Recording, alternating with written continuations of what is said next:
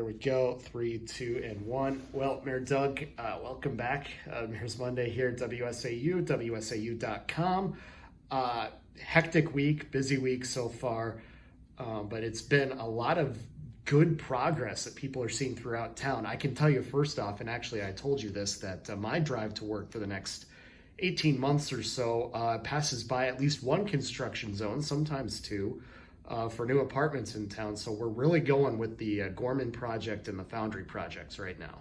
Yes, that's great. Anytime you see cranes and trucks and dump trucks moving dirt, that's a good sign. We're moving ahead with those projects, and I apologize for the detours, but I hope you're smiling down the road when it's all done. Oh yeah, it's just like any construction project. It's an absolute pain when it's in progress, but once it's done, you say, you know what, that was worth it. That was worth it, especially when we're working towards, I should say, the housing shortfall that we have here in town, the workforce shortfall, which is something that kind of goes hand in hand with that. But I can say the Gorman site, they've really started digging the dirt here in the last 2-3 days or so. There's a pretty big hole in the ground there as they get ready to pour everything else to it.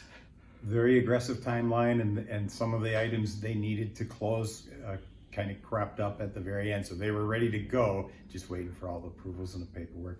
And I think you also mentioned, we're doing more asphalt overlay in town. So people are going to see more of that, and hopefully on some of the busier streets, but maybe some more of the side streets as we can get to those.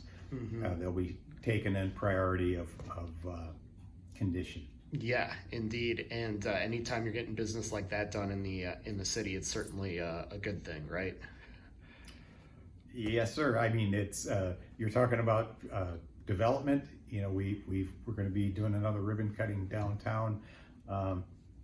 We were at the Bridge Street Mission today. They're expanding. They're moving into some new quarters, so that may free up some space for where they came from to do some things, not necessarily on the development side, but on making improvements for the overall health of the city. Yeah, no doubt about it. And those are all great things projects that we want to see coming up in the near future. And is there any other housing right now that we should know about? I mean, I know that's kind of the one thing everybody's looking for right now. Well, we talked a little bit about the infill. So we have some infill lots on Thomas Street and up on Jefferson. So we're just dipping our toe into that one to get 2 or 3 of those going, see how they go. So we're taking city-owned lots that for whatever reason don't have houses on anymore, and we want to put some new affordable housing on those. We earmarked, or the Glass Council earmarked, $4.1 million for affordable housing off of the extension of TID 6. So we'll be working our way towards that. There's a few other things that we can do with that money, potentially some loan programs we're working on. But then I think maybe we might have talked about this last time, the Vanguard opportunity. So we just approved the planning option for Vanguard. So that's the very preliminary stage of, hey, here's an idea for this lot on south of Wausau, on that lot, and we'll see where that goes. So we'll know in the months to come. They'll do their due diligence. They'll make some offers, and hopefully we get I can't tell you exactly. I thought it was 100 plus units. Yeah, I believe it was somewhere in that neighborhood. For some reason, the number 80 is sticking out in my mind too. There were two buildings, and there's potential for some commercial. So some of it could be in flux, and then we were working on some different parking arrangements. So there could actually be 3 potential buildings there. Mm-hmm. We'll see when they bring us the plan.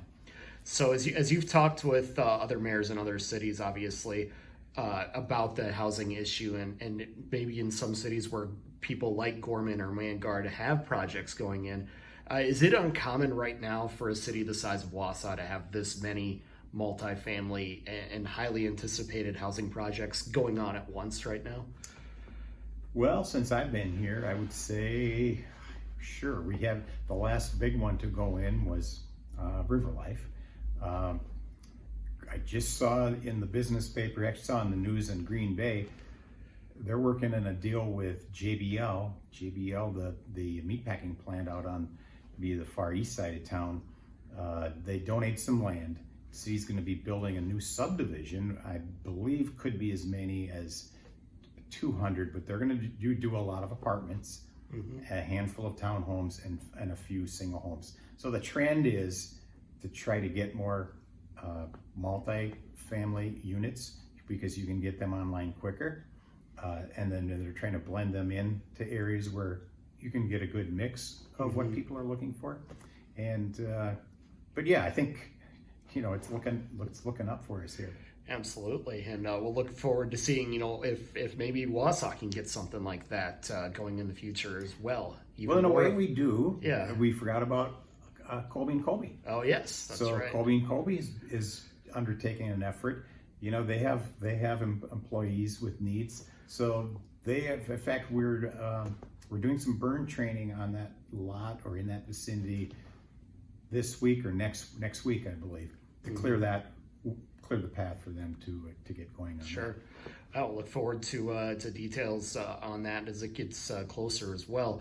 But the other thing that everybody's kind of watching right now at City Hall is what happens with the Parks and Recreation Committee.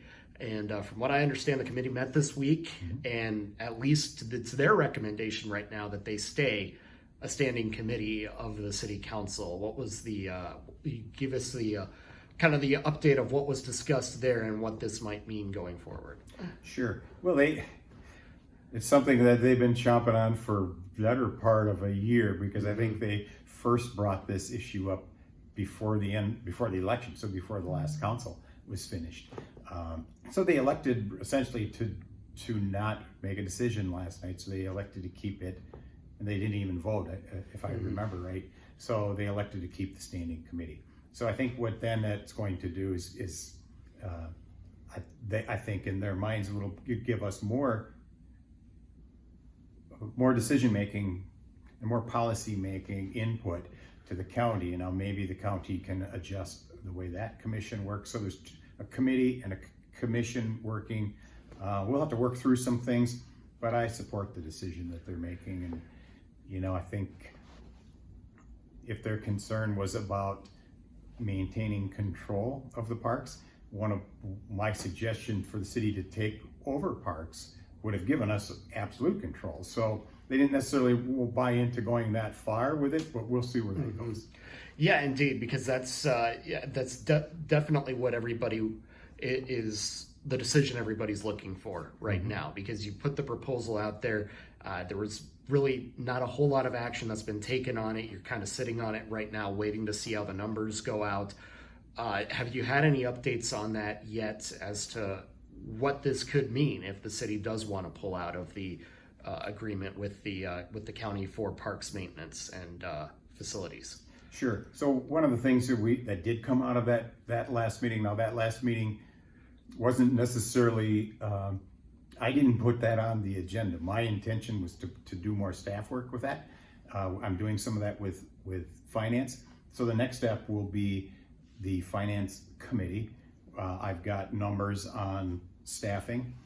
We'll look at that from a high level, but one of the recommendations was to do a study. There are consultants out there who do nothing but parks programming. There's various ways to do it in conjunction with school districts for programming. A lot of cities do that. Green Bay does that. So there are different options, but I think a small study could help us, because clearly they wanted me to fill in a lot of blanks that we haven't filled in yet. So why not lean on the experts to do that? So I think that's the next step, to see if it makes sense, if there's a way forward. And I've already talked to Jamie Polly. This isn't something I'm going to keep her in the dark on. She's clearly got a job to do, and we'll work together. Yeah, and because it seemed like everybody, there were certain people that were caught off guard by the proposal. There were certain people that were offended by the way that the proposal was released to begin with. We covered that last time, sure, obviously.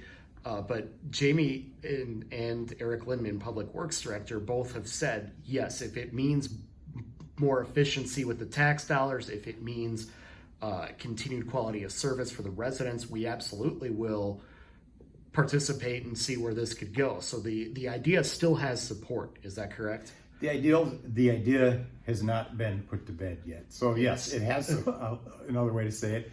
It still has support. It still has support from me to flesh it out somewhere. So again, it came as a high level. Here's an area where we can potentially find some savings, maybe some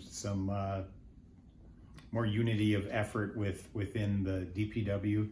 And again, it wouldn't be, in my envisioning, it would not be just dumping parks without extra personnel onto DPW. So I think that was misconstrued. It would be, we would build a parks department within the city potentially. Another option, once the consultant looks at it, may say, hey, here's a savings opportunity, or here's a equipment sharing opportunity. We don't know. We've been running this for 50 years. It doesn't mean it's the most effective and efficient way to run it. So I just want to, the old cliche, lift up the hood. One of our famous Packer coaches talked about that. Ray Rhodes, I think. We're just going to lift up the hood and tinker with the engine a little bit. No, we're going to get a good look at it. And that's all I'm asking to do. Yeah, absolutely. And so as far as this next year's budget, though, so people shouldn't be expecting to see suddenly a big savings in the city budget because the Parks Department's been eliminated completely or anything like that. This is something that's going to take some time. The Parks Department will not be eliminated in its current form or fashion for 2025. Whether there's cost savings there or not is to be determined. So we're looking to wring out cost savings. And let's not just pick on Parks and Jamie Polly. We're going to look at every department. There's a meeting as you walk by the boardroom.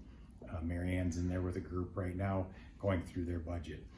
I'll be meeting with directors here in the next week or two going through budget. So we're on short final now to have a packet that we can submit to the finance committee and then the council. Yeah, and as far as the budget goes, the other big thing is the $2 million payment in lieu of taxes. Do we know where that's going yet from the water department to the city?